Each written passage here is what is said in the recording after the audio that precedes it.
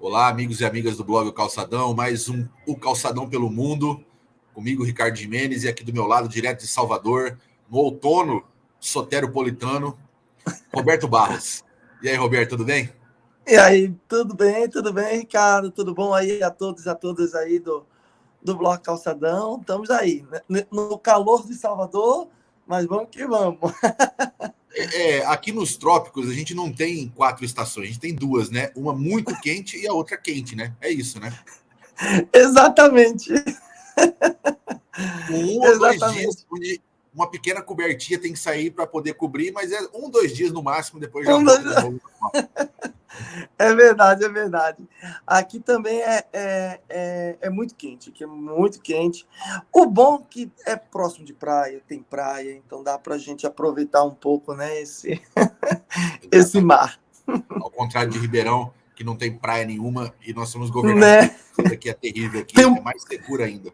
tem, tem um pinguim, né? Tem um show. Tem pinguim, isso é verdade. Roberto, a gente vai dar sequência, então. A gente vem comentando sobre a guerra da Rússia contra a OTAN no território da Ucrânia, está completando 40 dias. E a gente, nesses últimos 40 dias, fizemos programas aqui, o Calçadão pelo Mundo, atualizando o conflito, e muitas das coisas que a gente falou nos programas passados acabaram se tornando realidade. Não é? A questão das sanções, a questão da guerra da informação, a questão dos Estados Unidos fazendo pressão para que não saia um acordo de paz, porque as bases do acordo de paz já estão colocadas, e é o que parece. O presidente da Ucrânia, o Zelensky, ele não responde a si próprio, ele responde a um comando que está fora da Ucrânia, que é o comando dos Estados Unidos, que, aliás, está enviando mais 100 milhões de dólares em ajuda em armamento.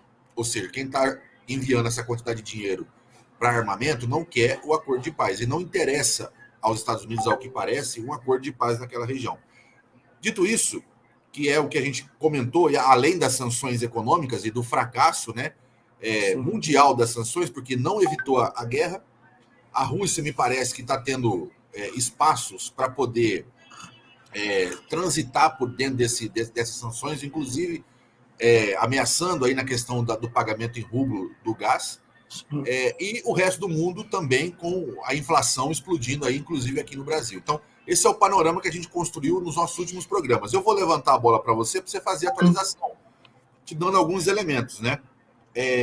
Nós estamos há 40 dias, a Rússia saiu de Kiev e agora parece que se concentra na região do Donbass, nas Isso. repúblicas de Lugansk e Donetsk. Eu quero que você fale um pouco sobre isso. Os Estados Unidos, como eu disse, está enviando ainda dinheiro e armamento para a Ucrânia, e me parece que o presidente da Ucrânia não responde a si próprio para aqueles acordos de paz que já estão alinhavados, que é a neutralidade da Ucrânia, não a entrada na OTAN, e os acordos ali que haviam sido feitos em Minsk poder ser respeitados. Esse é o ponto que o Putin colocou na mesa, e a Ucrânia não aceita, não por conta, me parece, do presidente, mas me parece que o presidente responde a um comando externo. E eu queria te colocar por último, passar a palavra para você. Essa questão da guerra da informação surgiu nesses últimos dias, a questão de um massacre que teria acontecido nos arredores de Kiev, o massacre de Bucha.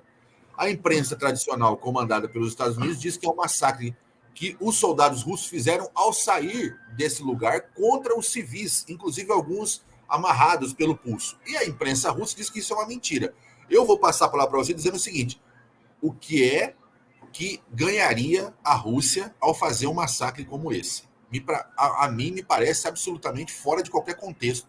Mas, independente disso, é preciso que haja uma investigação neutra internacional, o que não é o caso que está acontecendo. E, portanto, fica essa guerra da informação, o Ocidente tentando transformar a Rússia e o Putin num carniceiro, e a Rússia tentando se defender e dizendo que aquilo ali é uma armação, inclusive algum daqueles cadáveres, segundo o Sputnik, teria até alguns elementos que teriam algumas pessoas vivas ali fingindo naquela posição. Exato. Passo a palavra para você, então, para você dar essa atualização para nós, Roberto. Tranquilo, mas é exatamente isso, né? As tropas russas, elas já saíram de Kiev, né?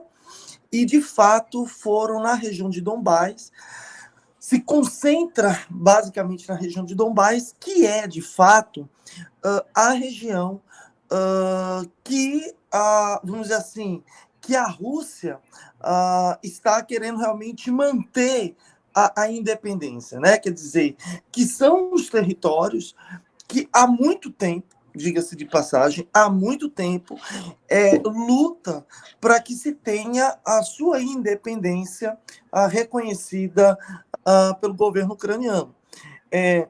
Muito dos acordos, você trouxe muito bem, um desses acordos que é o Acordo de Minsk, que deveria ser de fato respeitado e que de fato, Ricardo, nunca foi respeitado.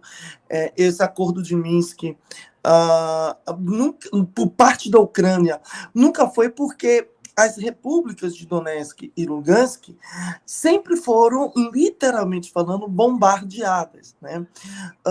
Por sinal, por tropas das Ucrânias, da Ucrânia, que, por sinal, tem membros dessas tropas, como a gente já vem falando aqui, com ideologias e conotações completamente nazistas, né? Quer dizer, a República de Donbás, mais de 80% delas são de russos que não se consideram ucranianos e que buscam essa independência, buscam realmente essa autonomia, essa independência, mas que sempre tem sido, na verdade, bombardeado.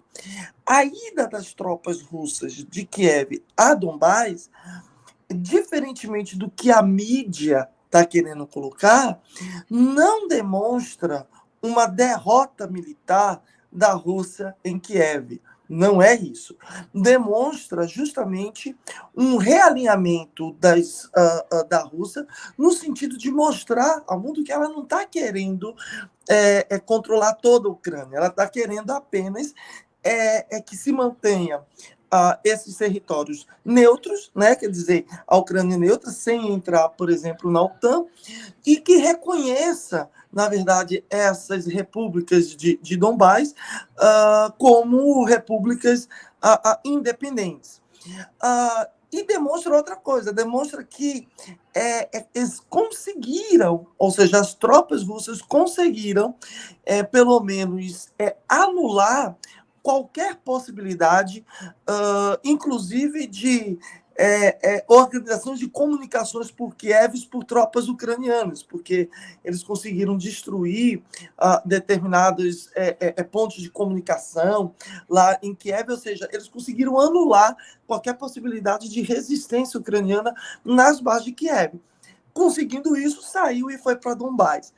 Veja, essa resposta já leva num dojo a segunda questão aí, que é a situação do massacre, né? Vou colocar aqui entre aspas, de Bucha, né? Por quê? É muito estranho. E aí, veja, sai mais perguntas do que respostas, né? Então, vou fazer, inclusive, algumas indagações aqui. Ao meu ver, é muito estranho, soa muito estranho, que esse massacre tenha acontecido na saída e não na entrada, onde teria mais resistência. Eu acho que qualquer pessoa que seja o mínimo crítico possível, não precisa conhecer de nenhuma estratégia militar, né? Não se trata de conhecimento de estratégia militar, mas eu acredito que quando uma tropa entra no país, a resistência é maior na entrada, não na saída, né? Quer dizer, segundo ponto, é muito suspeito que um exército ou que um país que quer se desvencilhar dessa imagem de carniceiro, na saída promova uma chacina dessas aí.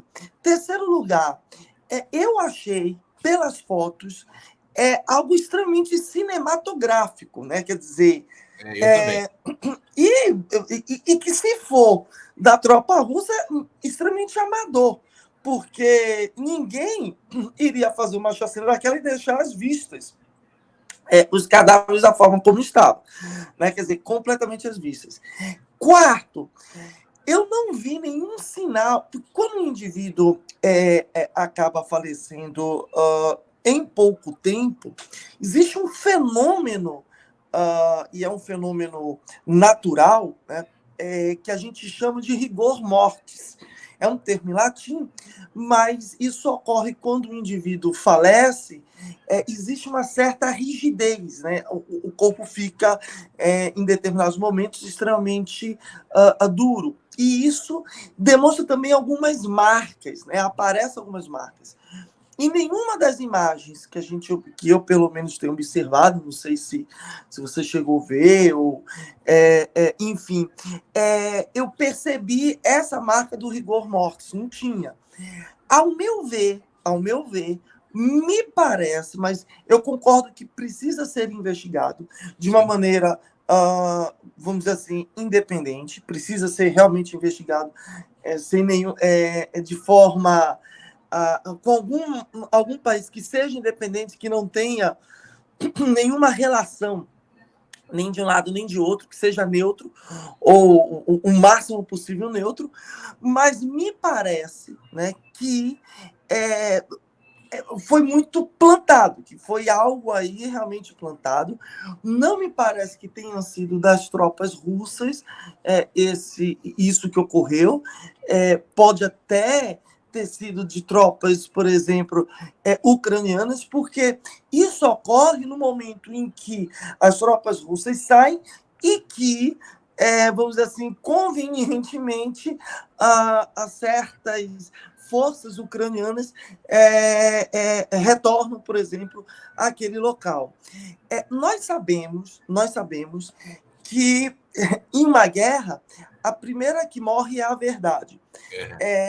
Então, nós sabemos que o Ocidente, ou parte do Ocidente, tem utilizado desse artifício, que é o artifício midiático, que é o artifício, portanto, das narrativas midiáticas, para poder enfrentar essa guerra aí contra a Rússia, contra o Putin.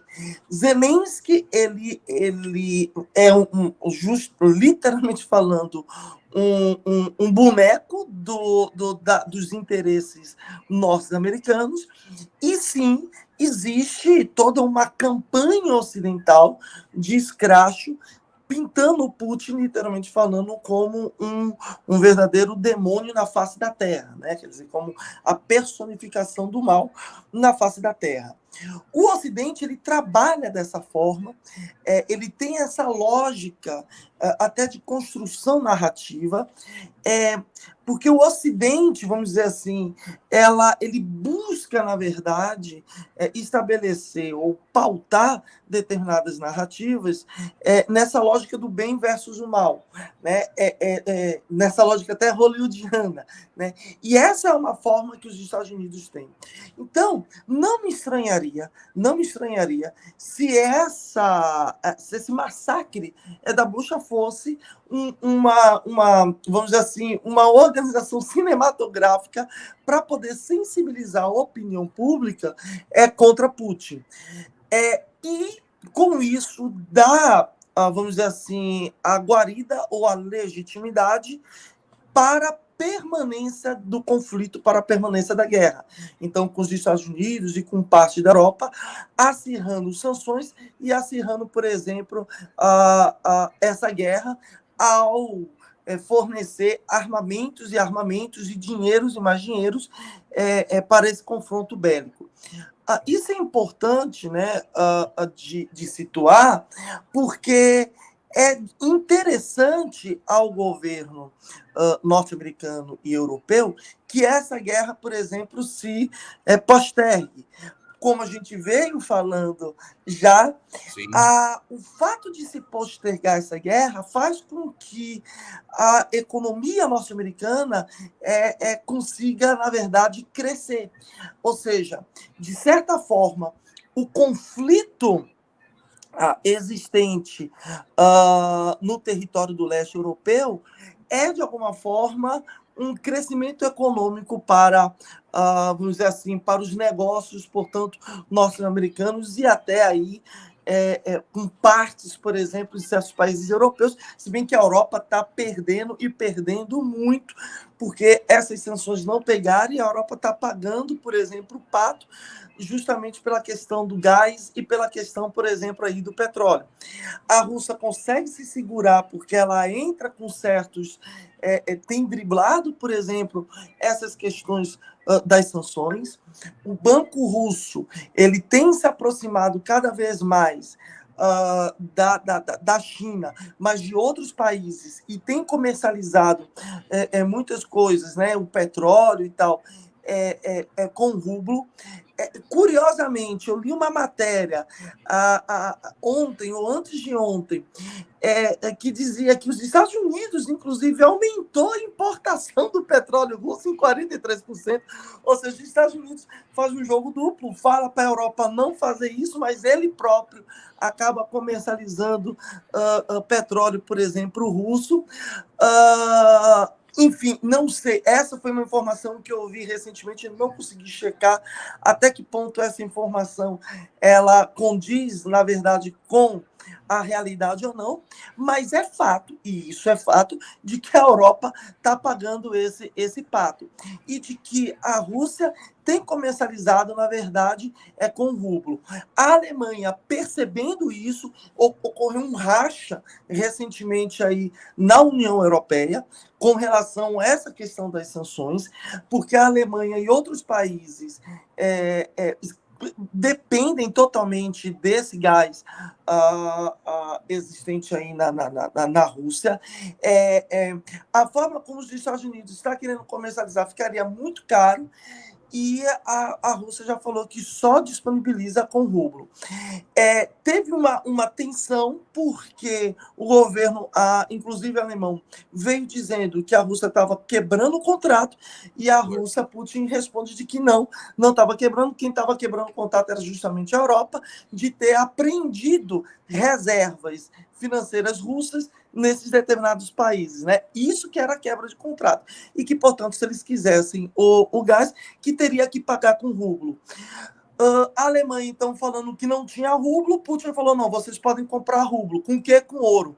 Então, ele está puxando novamente o lastro aí para ouro.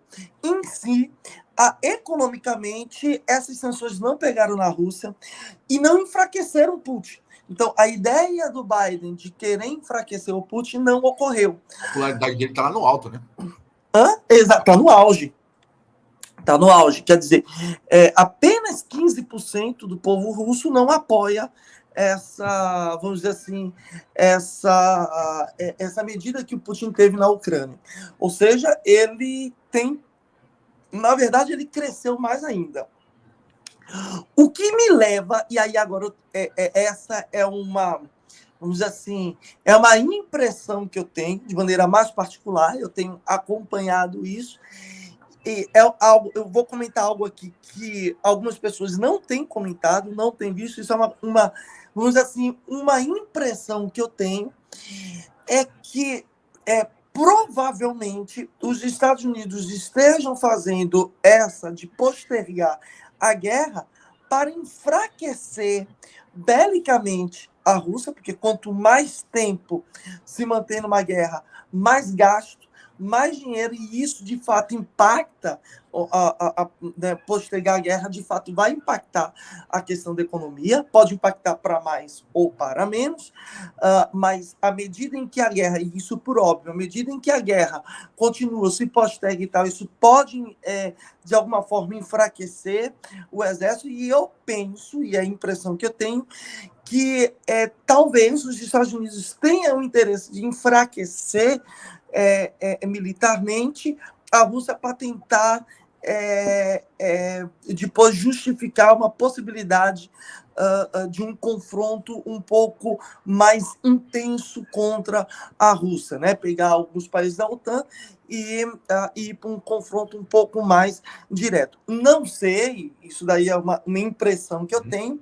O que está posto e o que eu estou realmente vendo e que muitas pessoas aí têm comentado e feito, por exemplo, análises nesse sentido, mostra ou evidencia justamente isso. As sanções não pegaram, Putin está mais forte do que nunca, a China está rindo de ponta a ponta, porque com a nova Rota da Seda, ela tem conseguido economicamente crescer muito, e talvez, se fosse colocar uma dica, nessas questões mais financeiras, é que quem for querer comprar alguma moeda, que compre yuan ou rublo, que eu acredito que vai valorizar muito. A queda do dólar, para mim, está cristalino que essa queda do dólar tem relação completa com a desdolarização, né, das relações, que tem feito, de fato, cair esse dólar, mas a Europa está no processo inflacionário, hiperinflacionário. O mundo, vamos dizer assim, tem aumentado um pouco mais a inflação, justamente por conta dessa desdolarização. Eu volto a repetir, eu não sei, eu não acredito que a Europa como um todo, eu estou falando toda a Europa, o norte e o sul da Europa, vá continuar apoiando os Estados Unidos. Se bem que, por conta dessa questão midiática do massacre de Bucha, alguns países europeus reforçaram, inclusive a Itália, se eu não me engano, e a Irlanda está perdendo um pouco a neutralidade e afirmando defender a Ucrânia e combater, portanto, aí a Rússia. De maneira geral, o que nós temos? Um Putin fortalecido, né? Internamente, um Putin fortalecido, uma Rússia que não está ainda abalada pelas questões das sanções, né? Os principais bancos continuam fazendo os negócios em outros países, uma rearticulação geopolítica internacional com certos países mais alinhados à Rússia e com seus respectivos acordos, e militarmente falando, nós temos uma Rússia que conseguiu, de alguma forma, eliminar ou apaziguar certas resistências ucranianas em Kiev, e que agora se concentra completamente na República de Donbás. Do lado da Ucrânia e do Ocidente, tem essa questão do massacre de Bucha, que está sendo considerado como crime de guerra, e para falar a verdade, sou até hipocrisia falar algo assim, é como se os Estados Unidos nunca tivessem tido crime de guerra, né? O que foi com Bin Laden, o que foi com a Síria, o Iraque, o que eles fizeram, né, no Afeganistão, né? Se aquilo não foi crime de guerra, eu não sei o que é, né, crime de guerra, mas os Estados Unidos, nessa hipocrisia, nesse cinismo, falando de crime de guerra e querendo pegar parte dos países europeus para reforçar ainda mais as sanções, né, econômicas e medidas cada vez mais duras contra a Rússia, que tem, até agora, resistido de maneira bem resiliente, por assim dizer. Perfeito, eu acho que você atualizou e muitas das coisas que você falou e que tem acontecido, a gente já tinha falado lá atrás, aliás, você tinha falado, a gente tinha concordado aqui, e vamos aguardar mais uma semana para ver como é que se desenrola isso, porque tem um caso parecido que eu estava lendo, preparando para esse programa aqui, que aconteceu exatamente na guerra da Síria, onde foi acusado o presidente da Síria, né?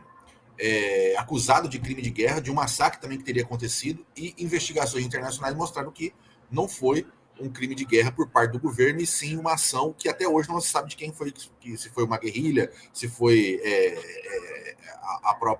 os próprios extremistas e terroristas que estavam fazendo ações na Síria, mas de fato o governo sírio foi isentado daquela situação. E a mesma coisa poderia acontecer agora, ou seja, uma investigação internacional, a própria ONU poderia comandar essa investigação, caso que não venha acontecendo. E eu repito aqui, né, para a gente poder passar para o caso de Cuba, para a nossa última parte de Cuba, me parece meio ilógico que um país que está sendo confrontado com uma imprensa internacional, diante da possibilidade de construção de uma narrativa de que é governado por um carniceiro, possa fazer, exatamente no momento que você disse, de saída, para poder liberar a capital da Ucrânia, das tropas russas, para se concentrar no leste, faça um massacre daquele e ainda deixe os vestígios como se fosse exatamente o palco de um teatro, né, para ser apresentado. Então, parece um pouco ilógico, mas eu acho que a gente tem que, por enquanto, colocar a posição aqui de que é preciso uma investigação internacional para verificar exatamente o que aconteceu ali, porque é um caso bastante estranho, no mínimo, né? Sim, sim. No mínimo, muito estranho. É muito estranho. E só que eu gostaria realmente de pontuar esse outro aspecto também, que é o seguinte: volta a repetir algo que eu acho que eu comentei, que a gente estava conversando, estava falando em alguns programas aí passados, que é muito complicado, é muito delicado, é muito belicoso o fato do Ocidente, uma boa parte do Ocidente, está financiando grupos neonazistas. Sim. Mais cedo ou mais tarde, essa conta vai ser paga. Mais cedo ou mais tarde, essa conta vai ser paga. Porque tem-se... É claro, é algo extremamente cristalino, de que uma boa parte das tropas militares e paramilitares da Ucrânia tem essa ideologia, portanto, nazista. E, de certa forma, a Europa e os Estados Unidos estão financiando, postergando a guerra, porque está financiando justamente esses grupos. E com relação ao massacre de Bucha, é muito estranho. É muito estranho. É algo, ao meu ver, cinematográfico. E de cinema e atuação, Zelensky, né?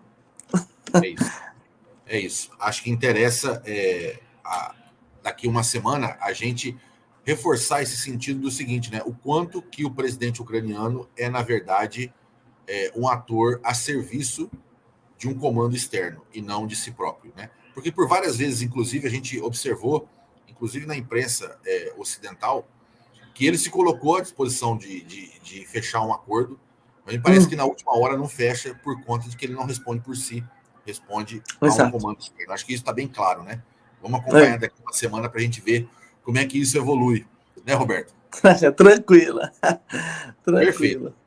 Na próxima metade do programa, a gente vai fazer a nossa última parte de Cuba. Nós estamos falando sobre a América Latina porque a gente começou a falar de América Latina por conta exatamente desse conflito. E a gente classifica esse conflito como um dos conflitos que podem existir durante esse século, dessa transição que tem acontecido entre o poder do Ocidente, que foi consolidado após a Segunda Guerra Mundial e muito mais após a queda da União Soviética, com a implantação, inclusive, de um modelo que é o neoliberal.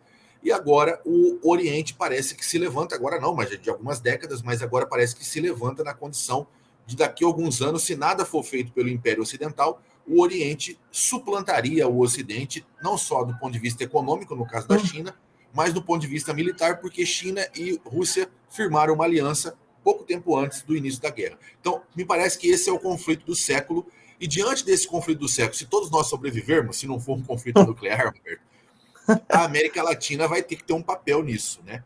Qual é o papel da América Latina de inserção no mundo? Já que nos anos 50, no período da Segunda Guerra, a América Latina teve uma inserção no mundo soberana, de uma certa forma, com um projeto econômico próprio em vários locais, inclusive no Brasil, e isso resultou na industrialização e no crescimento econômico da América Latina para aquilo que a Ásia hoje representa.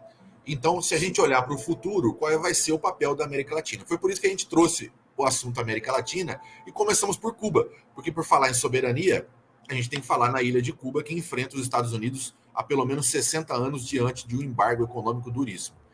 E chegamos então na última parte, para passar para você, nessa última parte a gente vai falar um pouco o seguinte: Cuba está sob um embargo econômico duríssimo, que vai sendo mudado ao longo do tempo, intensificado. Me parece que na era Obama, no período Clinton, teve uma certa relatividade, algumas medidas foram tiradas, mas no governo Bush foi aumentado e no Trump, inclusive, nós podemos considerar que depois do Trump há um outro bloqueio, de um outro nível, inclusive maior do que vinha sendo feito. E Cuba vem resistindo a isso. Então, o bloqueio é uma questão que eu queria colocar para você, mas também os avanços sociais na ilha, que durante os 30 primeiros anos contou com uma ajuda direta da União Soviética como um parceiro comercial muito importante, e, portanto, houve um desenvolvimento muito grande da educação, houve desenvolvimento da saúde, e todo mundo esperava que Cuba fosse ruir completamente, tanto o seu sistema político quanto os avanços sociais, a partir da queda da União Soviética. E isso não aconteceu. Apesar de um período de muitas dificuldades, Cuba conseguiu sobreviver, o regime político sobreviveu e as conquistas também. Vou te dar 2 números aqui, alguns números para você ver. Isso números atuais, depois desse processo de queda da União Soviética e de dificuldade e de aumento do embargo. Cuba é hoje o país que mais investe em educação, cerca de 13% do PIB, que mais investe na América Latina. O relatório do Banco Mundial de 2018 diz que a educação em Cuba é a única da América Latina que pode ser considerada capaz e digna de ser comparada à educação de países europeus e os próprios Estados Unidos. O restante da América Latina não é. No caso da saúde, Cuba tem hoje 680 médicos e dentistas para cada 100 mil habitantes. Isso é o melhor número disparado da América Latina e comparado a níveis de países desenvolvidos. E esses são os dados. Analfabetismo, Cuba é a primeira em termos de alfabetização na América Latina e é a primeira também da América Latina no número de tempo dos anos em que as pessoas ficam na escola, da escola primária até a universidade. 20 anos em média. No Brasil, isso é 8. São 8 anos. No Brasil, Cuba, 20. Portanto, saúde e educação me parece que é um sucesso, apesar de todas as dificuldades. Passo para você comentar isso, né? Ou seja, e aí na parte final a gente vai comentar um pouco sobre democracia e voltar naquele assunto da questão dos LGBTs, que é importante. Mas, primeiramente aí, a gente pode enxergar Cuba como um país que tem uma resistência importante da sua sociedade, ou seja, o cubano, a despeito do regime político, o cubano é um cara, é um cidadão, é uma pessoa, é um latino-americano que valoriza o seu país, entende que o seu país é um país soberano e valoriza os avanços de educação e saúde e compreende que as suas dificuldades é por conta do bloqueio, ô Roberto? Você vê isso também? Sim, eu vejo completamente. Aliás, Cuba é um exemplo em todos os sentidos. Eu acho que, para nós, latinos-americanos, nós precisamos aprender muito com o que ocorreu com Cuba, né? O que Cuba, na verdade, acabou realizando. Porque, veja, eu até anotei aqui, particularmente, uma parte, eu não anotei tudo, eu anotei uma parte assim, mais importante de todos os, vamos dizer assim, de todas as leis de embargo que Cuba, na verdade, sofreu. Foram, em média, teve-se, em média, 6 estatutos, né, principais que consolidou toda essa questão do embargo que Cuba sofre. Teve-se, por exemplo, a Lei do Comércio com o Inimigo, que aconteceu em 1917. Depois teve a Lei da Assistência Externa, em 1961. Teve depois o Regulamento de Controle de Ativos Cubanos, em 1963. A Lei de Democracia Cubana, em 92. A Lei de Helms-Burton, em 96. A Lei de Reformas das Sanções Comerciais e de Melhoria das Exportações, em 2000. Ou seja, cada uma desses estatutos e tal registra, portanto, uma medida que os Estados Unidos fez, por exemplo, a Cuba, em termos dos seus embargos. É importante a gente só lembrar, e eu só estou trazendo isso para a gente ver o porquê que a gente tem que pegar Cuba como exemplo, né? Quer dizer, em termos de resistência. Porque foi um país que foi assolado de todas as formas possíveis por questões de embargo. Mas é importante que se perceba que esses embargos foram graduais. E como você muito bem pontuou, teve momentos em que alguns governos norte-americanos recrudesciam esses embargos e outros governos flexibilizavam os embargos. Mas a verdade é que nunca deixou de se ter esses embargos. Então, veja, inicialmente a Cuba, o governo cubano, quando, vamos dizer assim, o Fidel Castro consegue tirar o Fulgêncio Batista, um dos primeiros embargos que os Estados Unidos estipula a Cuba eram embargos de armas, ou seja, não podia se exportar armas para Cuba. Esse embargo acabou piorando mais a vida do Fulgêncio Batista do que dos revolucionários, né, castristas, que conseguiram, portanto, derrotar, né, Fulgêncio. Quando o Fulgêncio foge e acaba morrendo lá nos Estados Unidos, o que acontece? Fidel ainda tenta abrir formas de comércios ou abrir um pouco a sua diplomacia para os Estados Unidos.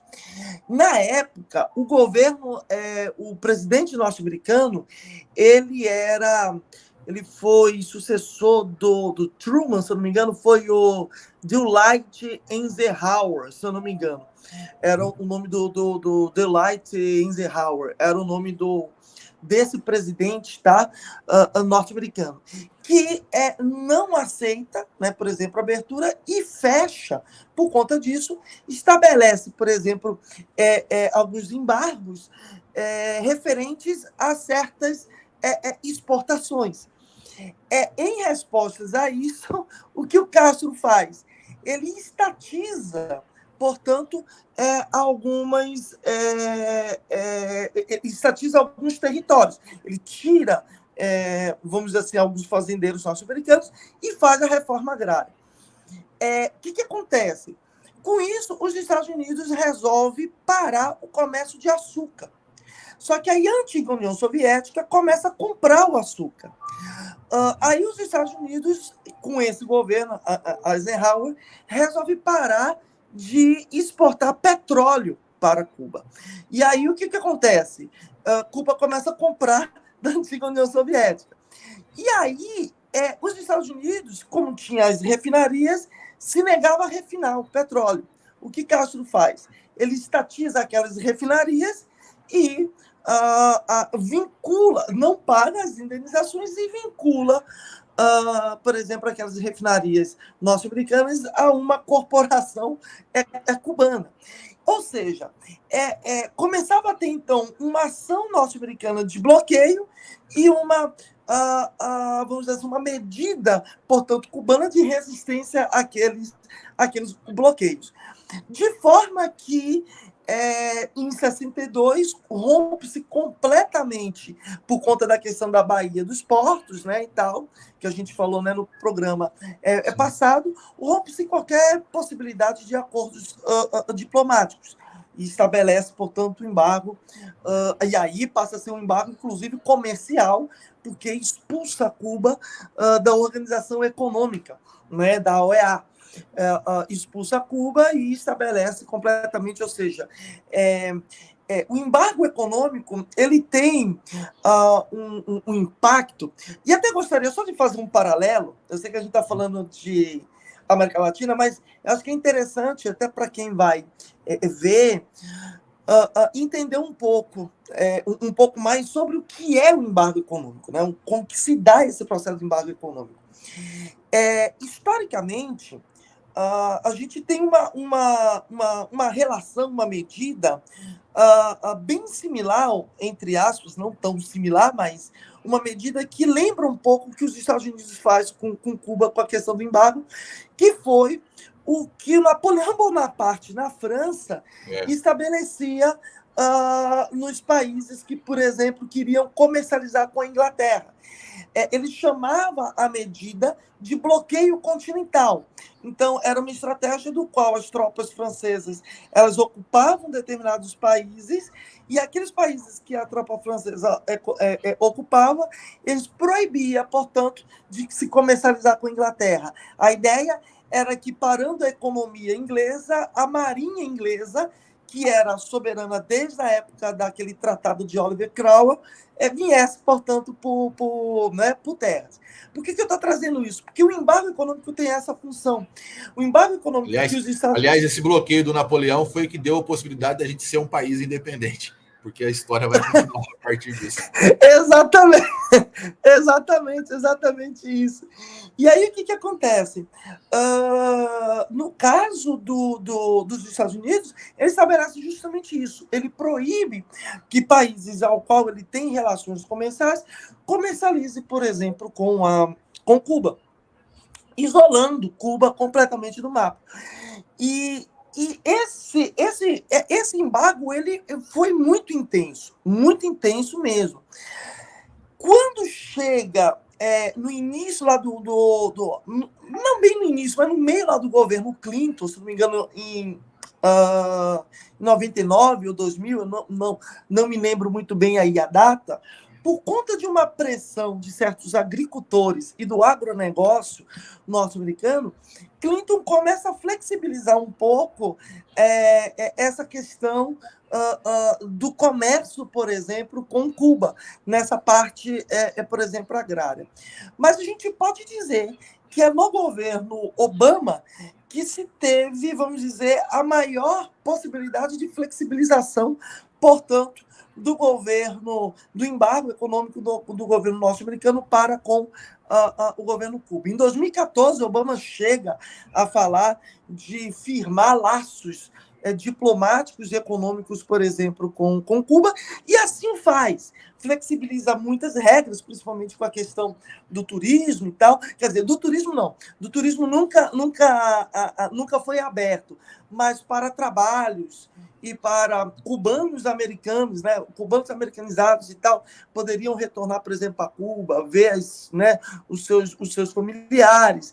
Abriu a possibilidade de americanos irem para Cuba em termos de trabalho, em relações assim de trabalhos e tal.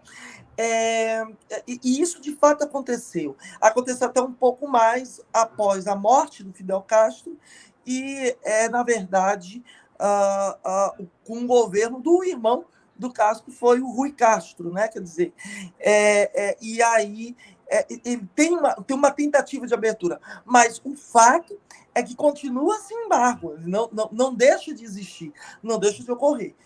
É fato que, com o governo Obama, se teve um aumento das conversas. Esses processos diplomáticos, essa flexibilização, uma espécie de soft power, ela ocorre. Mas também com interesse imperialista, porque são estratégias distintas, mas elas têm o mesmo objetivo, né? A estratégia de recrudescer os embargos que certos políticos republicanos fizeram e a forma de tentar flexibilizar os embargos que alguns, não todos, mas Sim. alguns governos democratas estabeleceram, tinha basicamente como objetivo, tem, na verdade, como objetivo, de certa forma, o controle dessa ilha. E uma tentativa de tentar manchar ou rachar essa concepção que o povo cubano tem de revolução e de, portanto, de sociedade e de coletividade. Diante de todo esse, vamos dizer assim, de toda essa celeuma, né, de todo esse conflito, de toda essa tensão que foi, na verdade, colocada na ilha de Cuba por esses interesses norte-americanos, Cuba resistiu. Cuba resistiu a tal ponto de ter a melhor educação, Cuba resistiu a tal ponto de ter a melhor saúde do mundo. Eu preciso retratar isso, porque tanto a educação como a questão da saúde, porque vincula dois aspectos que tanto você quanto eu, por exemplo, nós somos professores, portanto, nós temos uma ligação com a parte de educação, e eu sou também ligado à área da saúde, né? A minha área de formação, ela é uma área, por exemplo, médica, assim, né? Quer dizer, eu não sou médico, mas eu sou da área da saúde, né? Vamos dizer assim, sou basicamente assim, biomédico. E é muito interessante a gente perceber como a Revolução Cubana, ela conseguiu, mesmo após a dissolução do governo do bloco soviético, Cuba conseguiu resistir. Mesmo após isso, teve vários problemas, mas conseguiu se manter. Tendo a melhor educação e a melhor, portanto, medicina, exportando, por exemplo, a medicina. E o que eu gostaria de pontuar aqui com relação à saúde é o seguinte: existe uma lógica médica em Cuba que é uma lógica que se diferencia de outras partes do mundo, especificamente do Brasil.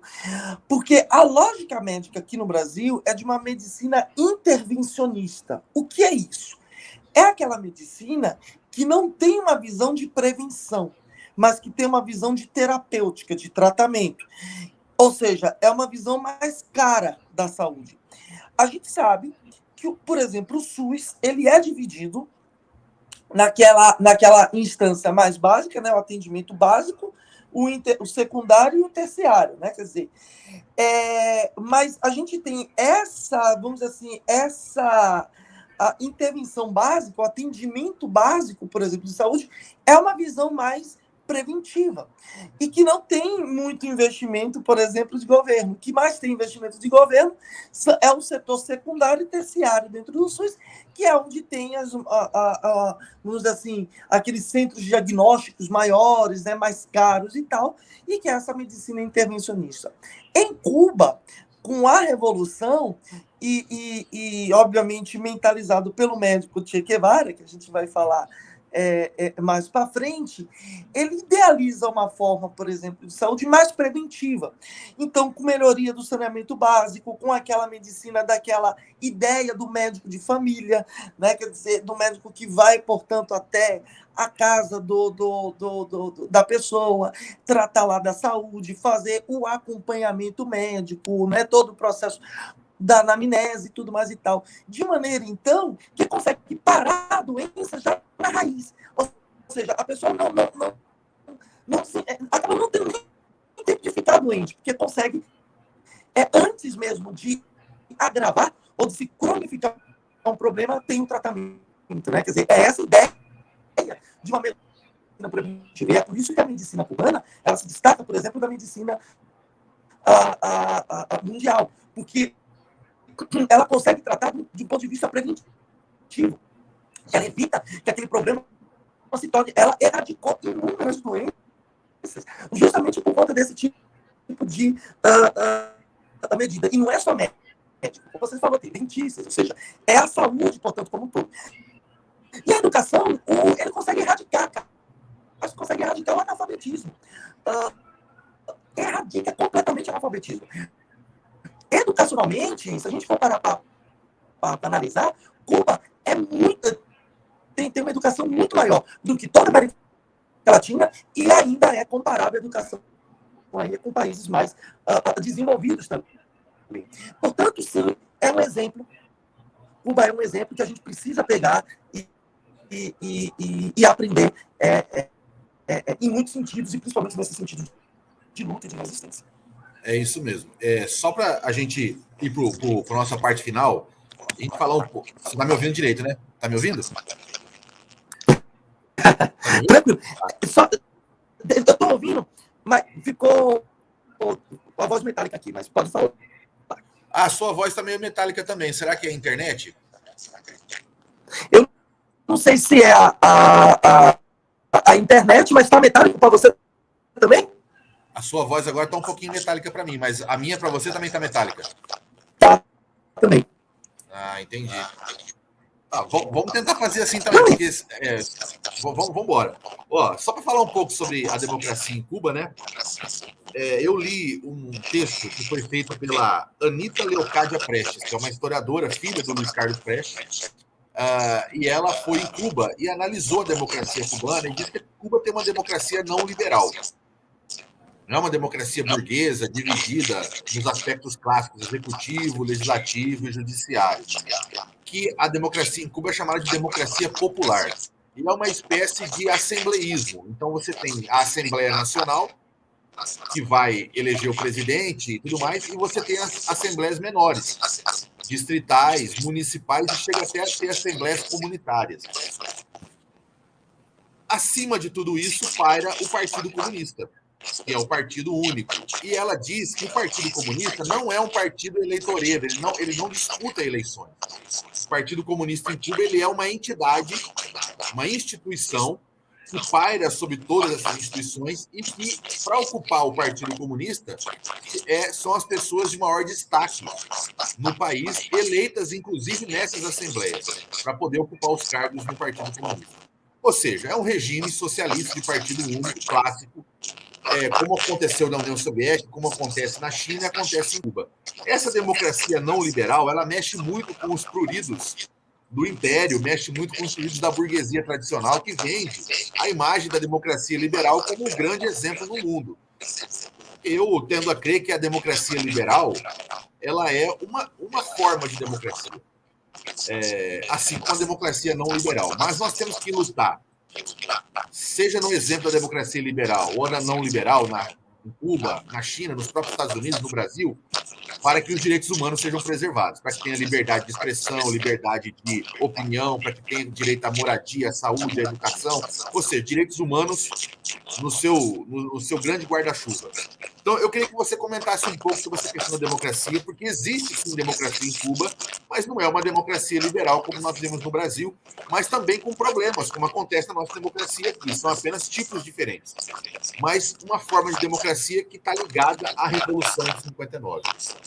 E dentro desse assunto, eu queria que você desse uma pitadinha aí também sobre a questão dos direitos humanos e dos direitos LGBT dentro desse processo de construção da democracia cubana a partir da Revolução. Com você. Perfeito, perfeito.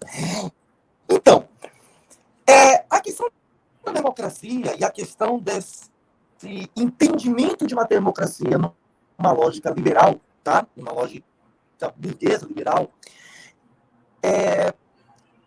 ela precisa ser entendida da seguinte forma, porque, vamos dizer assim, o liberalismo econômico, essa ideia de democracia liberal, ela é uma ideia muito cínica também de democracia. Então, vamos lá. A questão dos direitos humanos. Beleza. Os direitos humanos, de fato, ela é uma pauta, ou ela, pelo menos, historicamente, ela surge, por exemplo, de uma certa concepção burguesa, que ela surge, basicamente, no dojo da Europa Ocidental, que preconiza, portanto, essa questão dos direitos, dos ditos aí, direitos humanos. Só que tem um detalhe. Qual que é o detalhe? O detalhe é que, quando a Europa inicia esse discurso, né, liberal de direitos humanos e de democracia, incluindo essas questões de direitos humanos, eles consideram humanos os europeus. Por exemplo, eles não consideram humanos as colônias de países, por exemplo, do continente africano, que no processo de colonização eles promoveram a maior barbárie possível. Então, o que acontece? De fato, quando parte da revolução, né, quer dizer, quando o Partido Comunista Cubano ele começa, ou quando Castro começa a se alinhar, né, basicamente ao bloco soviético e se incorpora como marxista, né, quer dizer, socialista, a lógica naquela época em que vem para entender, vamos dizer assim, as mazelas sociais, era uma lógica econômica. A interpretação que se era dada era uma interpretação extremamente ortodoxa do marxismo, de um ponto de vista da dialética materialista, de uma lógica, portanto, de que, na verdade, todos os problemas da sociedade era pautado, ou deveria ser pautado, ou entendido, sobre essa luta de classes, entendendo, portanto, as classes como sendo, de um lado, a burguesia, de outro lado, o proletariado, e que, portanto, deveria superar essa contradição. Mas o sujeito, vamos dizer assim, o simbólico, por assim dizer, ele não foi, naquele primeiro momento, de fato, extremamente preconizado. Então, pautas como, por exemplo, as liberdades sexuais, ou pautas como, por exemplo, as liberdades, os direitos, por exemplo, étnicos, raciais, foi, de fato, colocada em segundo plano. E isso não é que foi colocada por conta de uma questão de que foi colocado só por conta de Cuba. Isso, na verdade, acabou arrastando para todos, vamos dizer assim, para uma esquerda latino-americana como um todo. Porque a interpretação que se era dada era uma interpretação basicamente econômica da realidade. O que acontece? A Europa ou os países de liberalismo econômico utilizam, portanto, de determinadas pautas que eles também não são democráticos, mas eles utilizam, por exemplo, de determinadas pautas simbólicas e tal, para apontar o dedo em determinados países, por exemplo, que está fazendo o seu contraponto, como dizendo, olha, vocês não respeitam os direitos humanos. De fato, os LGBTs, os negros, foram perseguidos durante um bom tempo aí no governo, por exemplo, cubano. Depois, Cuba reconhece, mas essa história, ela ocorre. Agora, ela acontece, e aqui eu não estou passando pano, não se trata disso. Estou apenas aqui explicando ou evidenciando uma questão de interpretação que se era dado, por exemplo, dentro dos campos revolucionários, de qual que era a pauta principal para estabelecer um aspecto de revolução, ou para se manter, por exemplo, contra as mazelas imperialistas. E, nesse sentido, as pautas, por exemplo, ditas de direitos individuais, e aqui os direitos LGBTs ou negros, foi, de fato, renegado. Mas é importante que se perceba que a Europa também, ela fala de direitos humanos, mas ela fala de direitos humanos de uma maneira muito cínica. E é por essa razão, Ricardo, que eu acho que é importante muitas pessoas atualmente da ala progressista, que é o campo em que nós, na verdade, atuamos, resgatar autores como Frantz Fanon, resgatar autores como Akim Mbembe, resgatarem, por exemplo, autores brasileiros, por exemplo, como Clóvis Moures, que são de uma intelectualidade, por exemplo, negra, e que mostra, portanto, obviamente que o processo revolucionário ele tem que vir de uma consciência da sociedade, mas ele tem que vir também dos novos sujeitos políticos. E quais são os novos sujeitos políticos, Atas? É justamente esse grupo que tem sido completamente vulnerabilizado durante muito tempo, durante aí muitos e muitos anos. Portanto, Ricardo, essa questão, vamos dizer assim, dos ditos direitos humanos, essas pautas, portanto, de direitos humanos, ela pode ter tido, sim, uma gênese, vamos dizer assim, uma criação, uma formação burguesa e liberal econômica. Mas isso não significa que a gente não possa fazer uma releitura dessa pauta e colocar em uma linha revolucionária. Ou seja, entender que para um aspecto da revolução é necessário ter a consciência da população de massa. E, para isso, a gente precisa agregar e incluir forças, e não excluir. Não promover, na verdade, um aspecto de divisa, mas entender, por exemplo, essas subjetividades e entender, Ricardo, que o simbólico ele faz parte também de uma política progressista ou conservadora, né? E portanto, uma força em disputa. O simbólico ele é uma força em disputa. Agora, essa leitura do simbólico ele veio depois. Não era uma leitura que se tinha no momento do processo da Revolução cubana. E aqui também haja a gente precisa fazer essa crítica, de que o próprio marxismo, ou seja, o próprio Karl Marx, quando ele faz tanto o Manifesto Comunista, quando ele escreve, por exemplo, o Capital, ou mesmo os manifestos filosóficos que ele, por exemplo, escreve, ele está dentro de uma época, está dentro de um século, de um momento histórico específico, século XIX, e ele faz parte de uma sociedade específica, que é a sociedade europeia.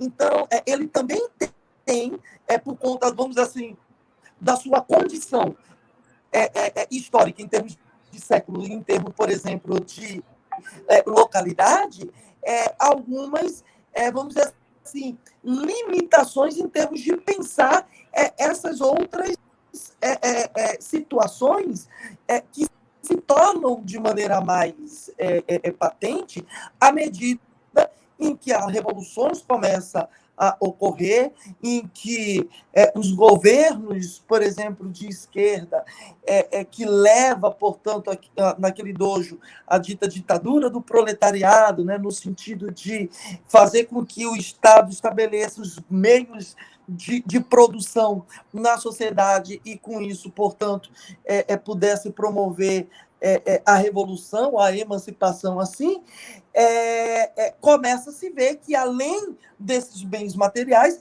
existe uma outra força, né? Existe uma outra demanda, uma outra pauta que move essas questões econômicas também. É por isso que algumas pessoas de esquerda, às vezes, não gostam quando eu retomo alguns pensadores como Michel Foucault, né? Porque fala, Foucault não é... Mas veja, eu não penso que Foucault seja completamente antimarxista. Eu penso que tanto Foucault complementa, por exemplo, Marx, como Marx complementa Foucault. São pensamentos, por exemplo, do qual ambos, puxa para um lado da dialética materialista e o outro aborda essa questão do simbólico, que não são realidades separadas, são realidades que, na verdade, coexistem. O indivíduo, o sujeito, não é apenas econômico e o sujeito também não é apenas, vamos dizer assim, pautas individuais ou pautas, por exemplo, simbólicas ou pautas de identidade, né? Um sujeito é tanto uma identidade como essa questão econômica. Um preto, por exemplo, como eu, pobre, que vive, por exemplo, na periferia, vai ter toda aquela... todo, enfim, descaso de um Estado. O preto, os raros pretos que não estão na periferia e que se encontram em determinados espaços de poder, também vai sofrer com determinadas mazelas. Mas veja, a questão da raça e da classe, ela deve ser entendida, por exemplo, como um bloco. Assim como sexualidade e classe deve ser vista como um bloco. Um homossexual como eu, na periferia, tem uma vivência, por exemplo, totalmente diferente do homossexual, por exemplo, que é de uma ala, por exemplo, nobre. A gente tem essas, vamos dizer, intensidades opressivas e de exploração que acontece de maneira completamente distintas, mas ela é um bloco que não é indivisível. No caso que aconteceu, por exemplo, em Cuba, especificadamente aí em Cuba, não foi só em Cuba. Essa é a questão. Sim. Foi, na verdade, na América Latina como um todo, mas que em Cuba, repito, por conta da leitura feita, no momento histórico específico feito, e da experiência que Cuba tinha do socialismo na parte do mundo, China e União Soviética, essas pautas, essas demandas, por exemplo, ou essas preocupações das identidades, de fato, foi colocado para segundo plano. Isso não significa que não foi revisto. Atualmente, Cuba não tem problema com a questão da sexualidade, da questão da homossexualidade. Por isso que eu gosto de pontuar, e aqui só para poder fechar, eu gosto de pontuar é a visão que o Foucault traz da questão, principalmente de sexualidade, como um dispositivo de poder. Portanto, o poder, ele acaba, e isso é uma questão da esquerda, né, como um todo, de pensar sobre essas relações, ou como que o poder, na verdade, se relaciona. Não enquanto algo ontológico, mas como algo relacional. A gente tem um processo de relação. E, ao meu ver, todas essas pautas, ou seja, tanto o simbólico como a parte do capital, elas coexistem. Mas, repetindo, no caso de Cuba, naquele momento, de fato, no momento da Revolução, essas pautas econômicas, elas sobressaíram as pautas, por exemplo, identitárias. Depois teve uma releitura, uma leitura, né, enfim, e um amadurecimento por parte dos setores progressistas da importância de se agregar novos sujeitos políticos, dentre esses LGBTs, negros, mulheres, e por aí vai. Maravilha. Dito isso, a gente vai continuar aqui, ó, defendendo a soberania de Cuba. Deixa eu colocar o dedinho certo aqui. Tá aqui a bandeirinha de Cuba. Defendendo a soberania, porque é óbvio que qualquer país, qualquer sistema merece críticas. A gente teria aqui, com certeza, se analisasse de lupa o papel do Partido Comunista Cubano, a sua burocracia, porque a gente sabe que qualquer partido tem burocracia, qualquer partido tem erros, a gente encontraria, com certeza, algo para criticar. Mas eu acho que, acima de tudo o que a gente colocou, desses nossos 3 programas de Cuba, fica a experiência de uma luta pela soberania, pela independência e contra um gigante imperialista que até hoje faz um bloqueio econômico. Então, a despeito de qualquer tipo de crítica específica sobre o modelo cubano, sobre a participação do Partido Comunista, sobre os erros que podem ter sido cometidos, fica essa questão do embargo, que é algo maior do que tudo isso. Eu tenho por mim, Roberto, e vou fechar assim, e passando para você se despedir, que eu só me dou o direito de criticar especificamente o poder cubano à medida em que o embargo for retirado. E aí eu acho que a gente vai poder fazer um debate um pouquinho mais digno, não é? Porque colocar o dedo e apontar o dedo para uma pequena ilha de 45 milhões de habitantes, menor que São Paulo, e sofrendo o embargo econômico há 60 anos de um gigante, que inclusive mantém na sua ilha a prisão de Guantánamo, que é um desrespeito aos direitos humanos, onde ninguém sabe o que acontece lá na prisão de Guantánamo, na ilha de Cuba, de posse dos Estados Unidos, seria por parte da gente uma desonestidade. Então, aqui o blog Calçadão, eu com certeza você, continuaremos aqui a defender a soberania, principalmente do povo cubano. Para isso que serviu esses nossos 3 programas. Concordo plenamente com você, também faço suas as minhas palavras, quer dizer, faço minhas, né, as suas palavras.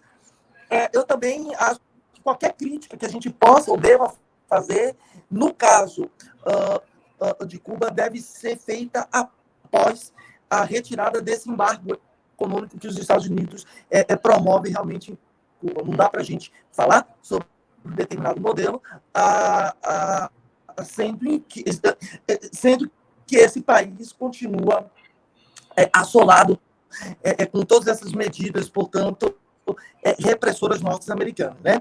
Também concordo plenamente do direito da defesa à soberania cubana. E aí eu só gostaria de, só para poder fechar, porque teve esse ponto que tu comentaste, muito importante a respeito da burocracia, que realmente os partidos, e aí é uma questão, como todo, qualquer partido, ele tem uma estrutura realmente um pouco mais burocratizada. E essa burocracia, ela, de certa forma, deixa um pouco mais rígido qualquer possibilidade, portanto, de uma vivência mais democrática, mesmo dentro do partido, né? Isso é uma questão da própria estrutura. Obviamente, os partidos atualmente têm pensado, né, formas de poder oxigenar a democracia interna, mas é fato de que, no caso do Partido Cubano, a estrutura em que era colocada era extremamente muito burocratizada, porque como tinha como modelo, justamente aquele modelo mais soviético. Isso deve ser levado em consideração. Mas, como você falou, a gente só pode fazer a crítica mesmo, né, depois que não tiver mais um embargo econômico. É o justo a ser feito, é o ético a ser feito, é o humano a ser feito. E continua aí defendendo a soberania cubana e admirando e amando esse país aí, que tanto nos tem ensinado em termos de resistência, em termos de luta contra este imperialismo, contra esse capitalismo atroz. Continua a ser, inclusive, maior do que o Brasil em participações olímpicas. Está aqui, uma potência esportiva. Vai continuar aqui a bandeirinha de Cuba. Roberto, muito obrigado por mais esse programa. Semana que vem a gente volta fazendo uma atualização sobre a guerra. Esperamos que a guerra chegue no fim, inclusive antes do nosso próximo programa. É sempre o nosso desejo. E vamos manter em suspense qual será a parte da América Latina que a gente vai trazer na semana que vem. Vamos entrar em entendimento aqui nós dois em off ao longo da semana. E é surpresa aí para todo mundo. Beleza? Boa semana para você. Perfeito. Obrigadão. Tudo de bom. Tchau, tchau. Tchau, tchau.